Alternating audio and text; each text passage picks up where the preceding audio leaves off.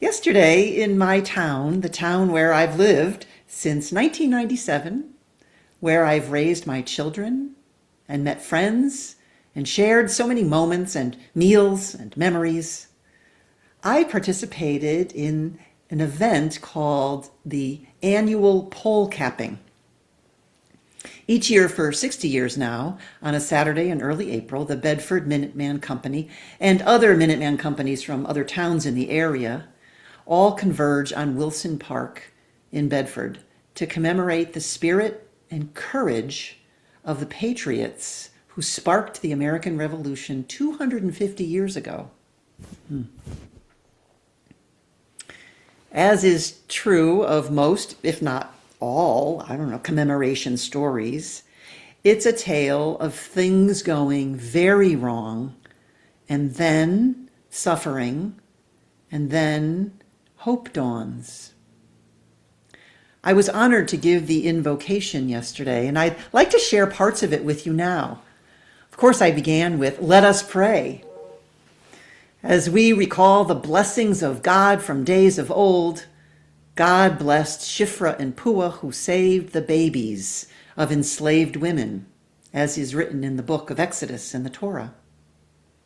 And God blessed Asiya bint Muzahim, who, in both the Quran and Hebrew scriptures, saved Moses from the death sentence of the tyrant Pharaoh, her husband, and thus set the stage that a people would find freedom from slavery.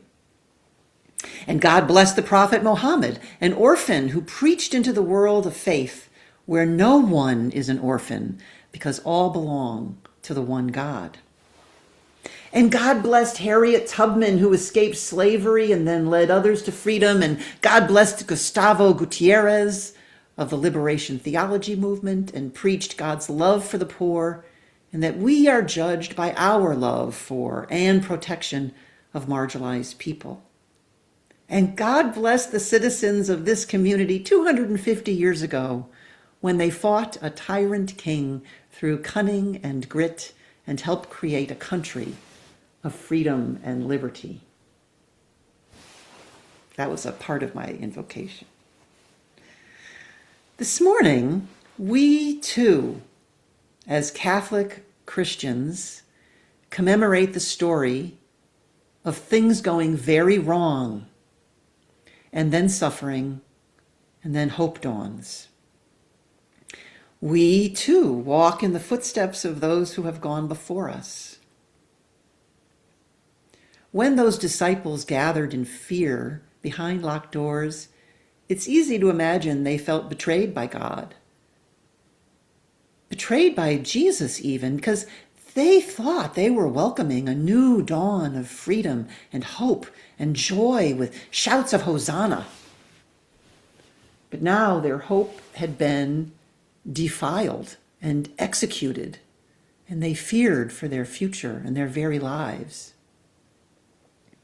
And so, like Shiphrah and Puah, who came before them, and Harriet and Gustavo, who came after them, they yearned for peace and the resurrection of a new hope. And it was then that Jesus came to them in word and flesh and breath and peace. Peace be with you, he said.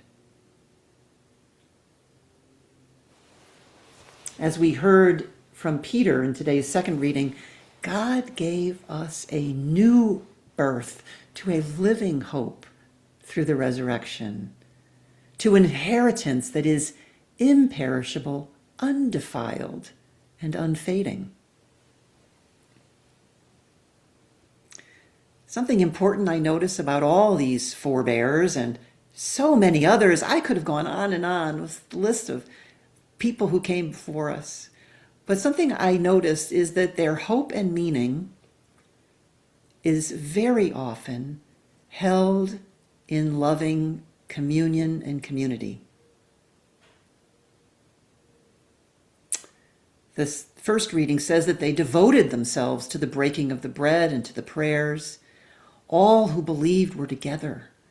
They devoted themselves to meeting together, praising God, and enjoying favor with all the people. As people of faith, we believe that Jesus comes to us in many ways, breathing peace. And so often, the way Jesus chooses is in community.